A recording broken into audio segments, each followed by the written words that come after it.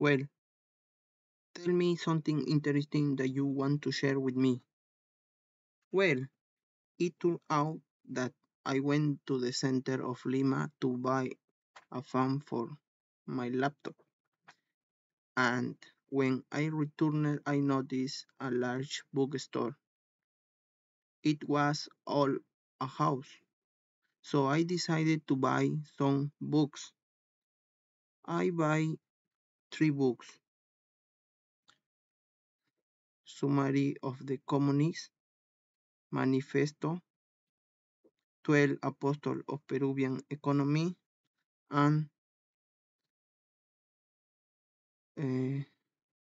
1000 Years of Philosophy.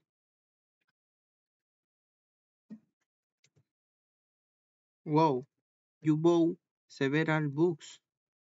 The one that catches my attention is the book of the Communist Manifesto. Why did you decide to buy the book? Do you follow the ideology? Thanks for the question. Well, I bought this book because I am one of the people who, when they want to comment on a topic, first have to know it. So this book gives me a summary reference about communism, which in recent years in Latin America is taking a lot of prominence. Oh, you are when as well is interesting. Now, tell me, are you conclusion about the book? First, clarify that the book is the summary of the prologues of the Community Manifesto, which published new version every few years, updating the context of the time. In a short, he tells about how society has always been divided into two social classes, rich and poor, basically, and how people gradually become aware of this problem. So, Marx and Hegel give some guidelines that we must follow to free ourselves from consumer destructive capitalism. Oh shit, it took me just to ask these three questions.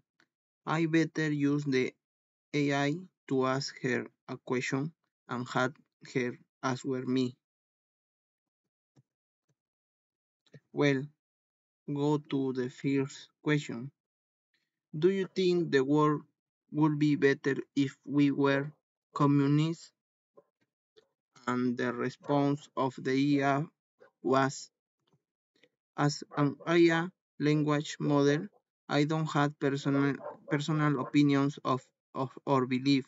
However, communism as a political and economic ideology has been the subject of much debate and discussion. Some people believe that a communist system where, where resources and property are owned and controlled by the community as a whole could lead to a more equal and fair society.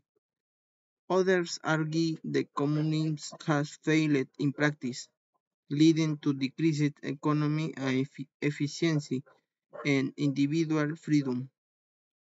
Ultimately, the question of whether the world would be better under communism is a complex and controversial one, and different people may have different opinions based on their own experience and perspective. The answer of Aya is good and good when so. Let's go to the second question for Ia.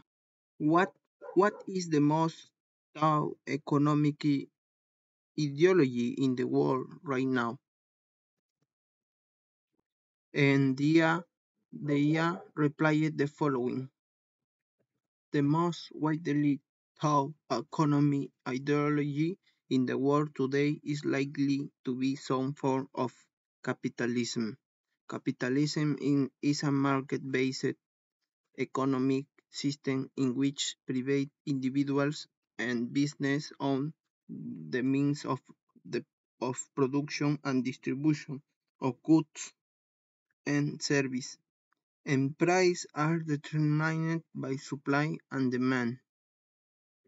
In many countries, capitalism is the dominant economic ideology and, and is taught in schools and universities as the standard model of economics. However, it is important to note that there is also growing interest in alternative economic systems and ideas, such as socialism, communism, and various forms of market socialism. And this may also be taught and studied in some institutions. It is also worth noting that the specific economic ideologies that are taught and emphasized can vary widely depending on the country, region, and cultural context, and can also be influenced by political and ideological factors. The third question for the AI was: I am very curious to know what is the economic and political ideology of Canada. And the IA replied the following: Canada is considered to be a mixed economy which combines elements of both capitalism and socialism. The country has a market-oriented economy, with a private sector that drives economic growth and a public sector that provides certain essential services and protection. In terms of political ideology, Canada is generally considered to be a parliamentary democracy with a liberal tradition. This means that the country has a parliamentary system of government in which elected representatives make decisions on behalf of the people, and a strong commitment to individual freedoms and human rights. The country is also known for its strong social welfare program, which provides support for its science citizens in areas such as health care, education, and pension benefits. It's worth noting that while Canada is often considered to be a politically and economically left of center, compared to some other countries, the country is diverse and there is a wide range of political and economical views represented among its citizens. And the next question for the year was: so, why is Canada so ideologically different from the United States if they are close? Canada and the United States are close geographically, but they have different historical, cultural, and political traditions that have shaped their respective ideologies. One major factor is their different colonial histories. The United States was founded as a result of a revolution against British colonial rule, which led to a strong emphasis on individual liberty and limited government. In contrast, Canada was colonized by Britain in a more gradual and peaceful manner, which has contributed to a stronger tradition of government involvement in social and economic affairs.